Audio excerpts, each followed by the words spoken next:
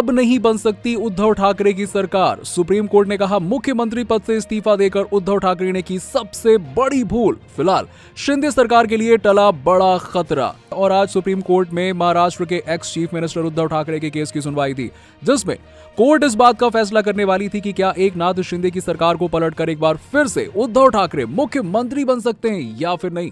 और अब supreme court ने इस केस में अपना फैसला सुना दिया और इस सुनवाई में उद्धव ठाकरे की हार हुई है। दोस्तों, कोर्ट का कहना है कि उद्धव ठाकरे ने मुख्यमंत्री पद से खुद इस्तीफा देकर बड़ी गलती कर दी है और अगर वो ऐसा ना करते तो आज शायद महाराष्ट्र में स्थिति अलग हो सकती थी और यह भी हो सकता था कि उन्हें कानूनी अधिकार से चीफ मिनिस्टर की कुर्सी फिर से मिल जाती। लेकिन फिलहाल सुप्रीम कोर्ट ने उद्धव ठाकरे को यह कहते हुए राहत देने से इनकार कर दिया कि उन्होंने फ्लोर टेस्ट का सामना नहीं किया। दरअसल फ्लोर टेस्ट एक ऐसी प्रोसेस होती है जिसमें यह पता लगाया जा सकता है कि चीफ मिनिस्टर की कुर्सी पर बैठा व्यक्ति या फिर उनकी पॉलिटिकल पार्टी के पास सत्ता में बने रहने के लिए जरूरी बहुमत है या फिर नहीं है।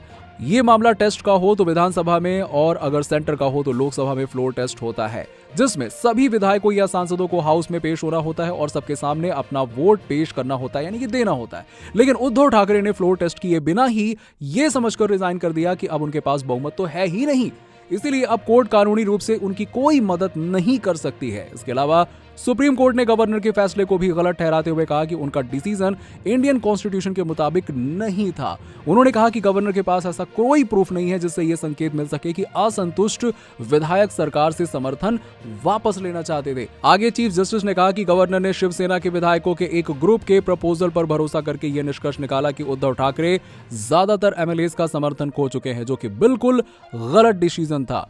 तो कुल मिलाकर आज कोर्ट में शिंदे सरकार की जीत हुई है और ये बीजेपी के लिए काफी अच्छे समाचार हैं।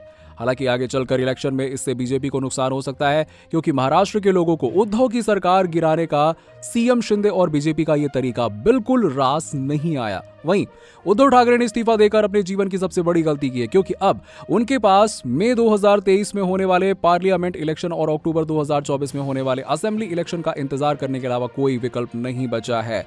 तो दोस्तों, फ्लोर टेस्ट ना देने के उद्धव ठाकरे की ये भूल उनके राजनीतिक करियर पर कितना बुरा प्रभाव डाल सकती है, इस बारे में आपकी क्या राय है नीचे कमेंट सेक्शन में कमेंट करके बताइएगा। और ऐसे ही लेटेस्ट न्यूज के लिए देखते रहिए